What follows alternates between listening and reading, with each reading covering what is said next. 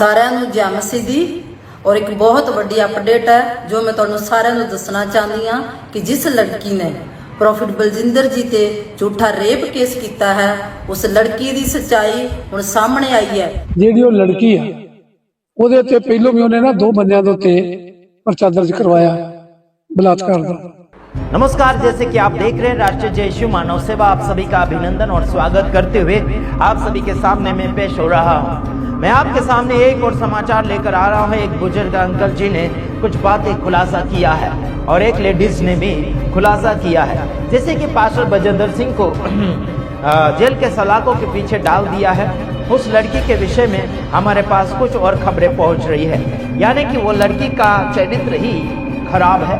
वो लड़की दो व्यक्ति को भी पास्टर बलजिंदर सिंह से पहले फंसा चुकी है और वो माफी मांगकर उस केस से आजाद पा चुकी है। यानी कि वो रिकॉर्ड मिलेगा आपको जज के पास, उस लड़की का रिकॉर्ड जो है जज के पास मिलेगा और इस केस को हम फिर से लड़ने के लिए कोशिश करेंगे, पास्टर बलजिंदर सिंह का जो केस है। साथ ही साथ मैं आप सभी को बताना चाहता हूं कि वो लड़की फ्रॉड है और वो लड़की बस वसूली पर लगी हुई है। और उस लड़की के ऊपर एक बात मैं कहना चाहता हूं, देखिए आपको हम सजा दिलवाना नहीं चाहते हैं, उस लड़की को मैं बोल रहा हूं, आपको हम सजा दिलवाना नहीं चाहते हैं, लेकिन आपका चरित्र सुधार लीजिए। भारत देश की बेटी हैं आप और भारत देश को बदनाम करने के लिए कोशिश नहीं करना चाहिए और वो आपने कर भी लिया है। आखिर मैं बताना चाहता हूं, उस लड़की को मेरी आवाज अगर सुन रही हैं, बिना नकाब के साथ आ जाइए, हमारे साथ डिबेट कीजिए।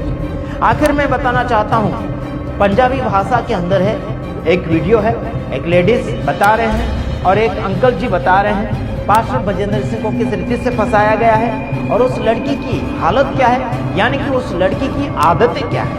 उस लड़की ने पास्टर बलजिंदर सिंह से पहले 2 लड़कों को भी फंसाया था इसी मामले में और वो लड़की माफी मांगकर उस केस से आजादी पाई है जैसे वैसे, और वो हकीकत प्रूफ मिलेगा जज के पास मिलेगा और वो प्रूफ अगर ढूंढना है तो जज के पास जाइए और वो प्रूफ मिल जाएगा।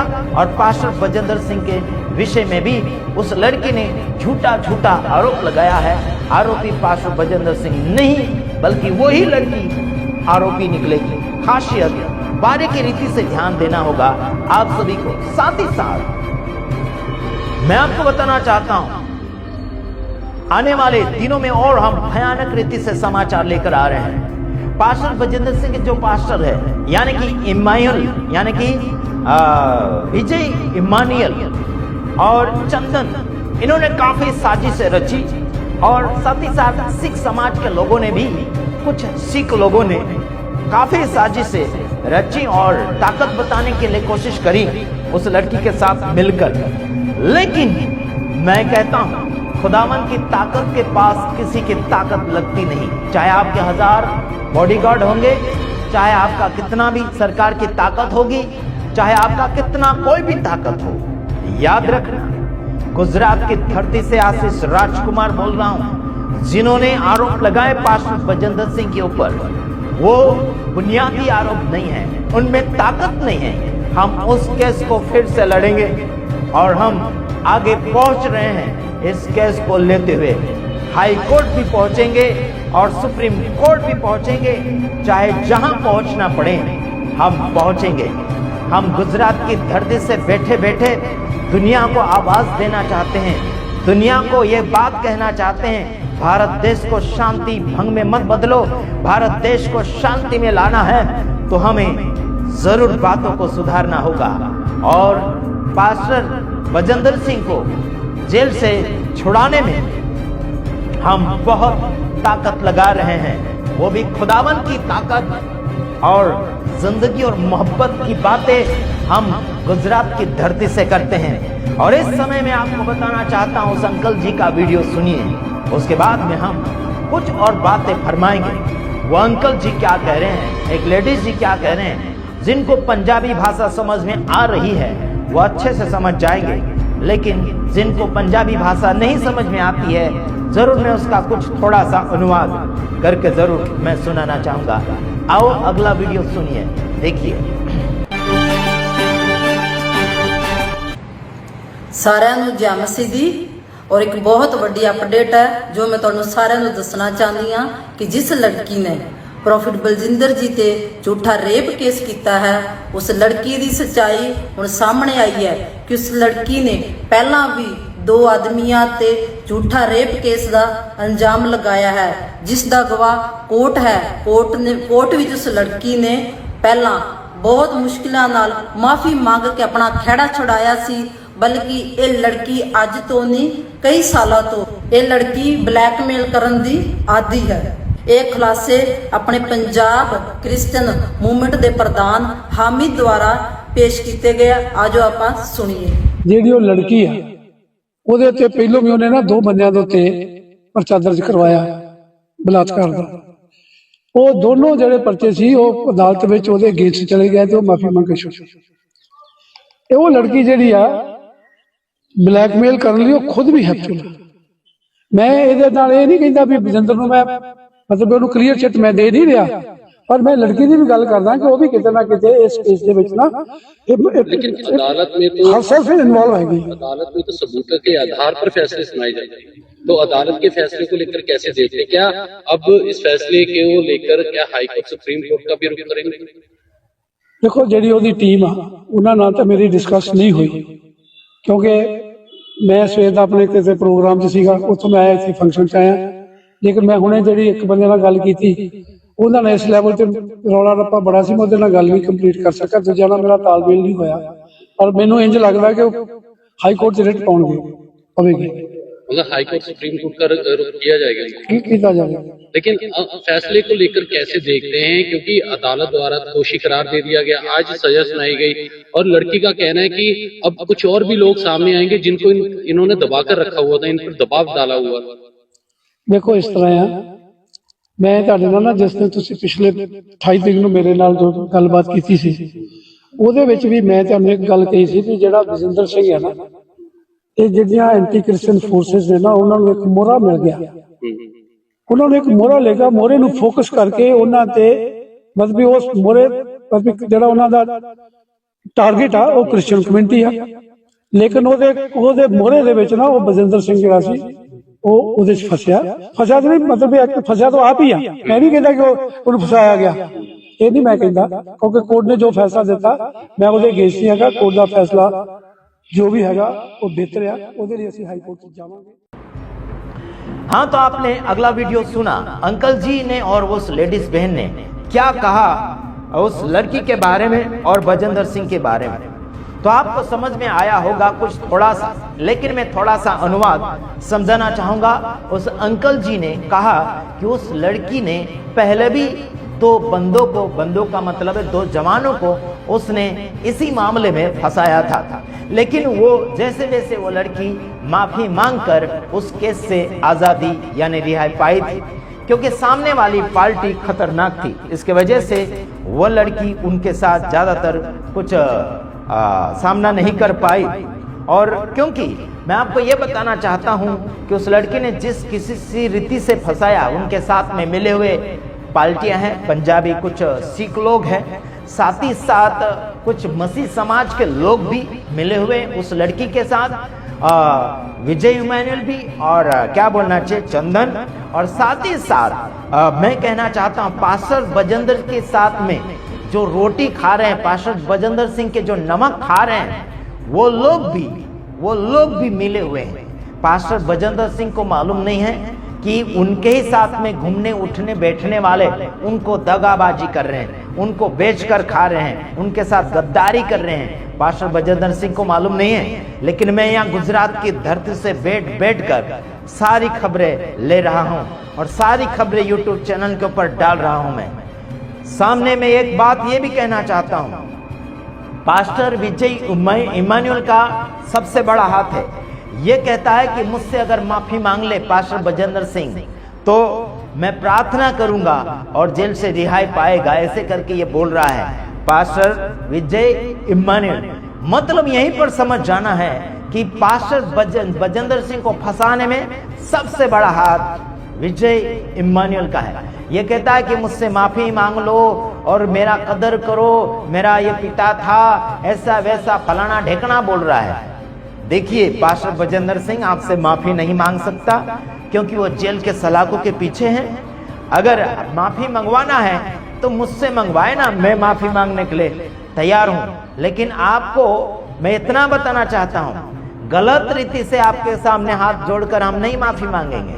भूल किया है ऐसा वैसा फलाना ढेकना, हम वो माफी नहीं मांगेंगे। जो बातें सही है उस बात के ऊपर अगर माफी मंगवाते हैं तो हम माफी मांगेंगे। बोलो किस रीति से माफी मांगना है, बोलो। तुमको आदर सम्मान चाहिए ना, तुमको क्या क्या चाहिए, फलाना ढेकना चाहिए, तुमको कदर चाहिए ना। प्रभु यीशु मसीह खुद कहता है बाइबल के अंदर कि प्रेम कभी अपनी बड़ाई नहीं करता, प्रेम कभी फूलता नहीं। समझ रहे ना, आप फूल रहे हैं, आप बढ़ाई चाह रहे हैं। जो बढ़ाई चाहता है वो व्यक्ति वो परमेश्वर की ओर से नहीं है, जो फूलता है वह व्यक्ति वो परमेश्वर की ओर से नहीं है। जिस लड़की के साथ तुमने मिलकर ये नाटकबाजी करी है, खुदा देख रहा है ऊपर वाला, खुदा देख रहा है ऊपर वाला। आशीष राजकुमार खतरों का खिलाड़ी है और गुजरात की धरती से आवाज देता हूं, और डरता तो मैं किसी बाप से नहीं, केवल ऊपर वाले बाप से डरता हूं। हम हथियारों के साथ नहीं लड़ते, हम हथियार लेकर नहीं लड़ते, झूठ लेकर नहीं लड़ते, हम सच्चाई लेकर लड़ते हैं। वो भी ये काली किताब, ये बाइबल एक काली किताब है। लोग कहते हैं ना काली किताब, क्यों बोल रहे इसको काली किताब? इसीलिए बोल रहा हूं कि ये काली किताब है और इसके अंदर सफेद है और अंदर लिखे हुए अक्षर वचन भी काले अक्षर से लिखे गए हैं। लोग कहते हैं ना काली किताब कुछ नहीं कर सकती। अरे भाई ये काली किताब है ना, इस काली किताब को जब तुम पकड़ लोगे और बड़े मन से पढ़ोगे और मन के अंदर ये काली किताब वाले वचन अगर उतारोगे, जिंदगी बदल जाएगी। आपका काला मन सफेद यानी पवित्र बन जाएगा, जिंदगी बदल जाएगी। अगर मेरी आवाज को वो लड़की सुन रही है, ध्यान से सुनो, अगर वो लड़की मेरी आवाज को सुन रही, जिंदगी बदल दे, अभी भी मौका है, मौका है। आपकी जिंदगी और जीने के लिए मौका मिल जाएगा, है ना। नकाब बांध कर, कपड़ा बांध कर तुम जो आ रहे हो ना सामने वीडियो के अंदर, तुम अपने आप को छुपा कर बात कर रहे हो।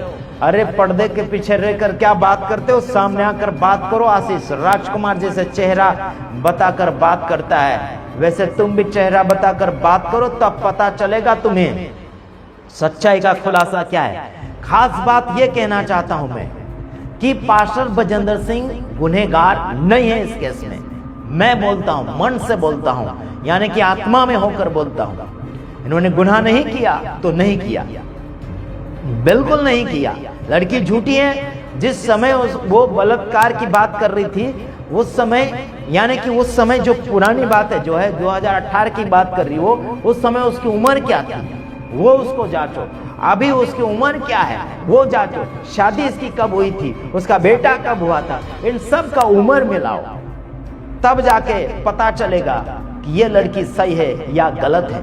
यारो जज को भी समझना चाहिए उसका पुराना केस कितने क्या है, उसका मैटर क्या है, उसका बैकग्राउंड क्या है, उस लड़की का कंडीशन क्या है, वो देखना चाहिए था जज ने भी।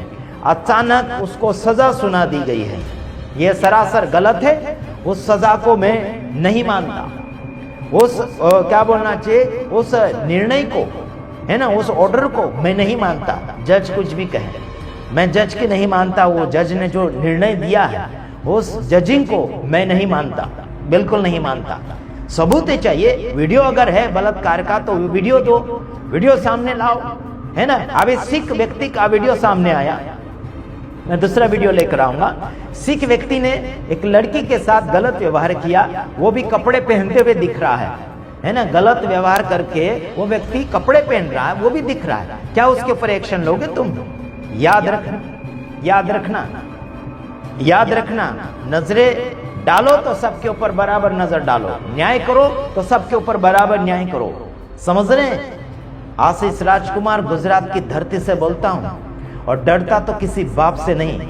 देखो मैं दुश्मन के भी गुनाहों को सामने लाकर दिखाना चाहूंगा, और दुश्मन अगर गुनहगार नहीं है तो भी मैं उसे छुड़ाने में मदद करता हूं।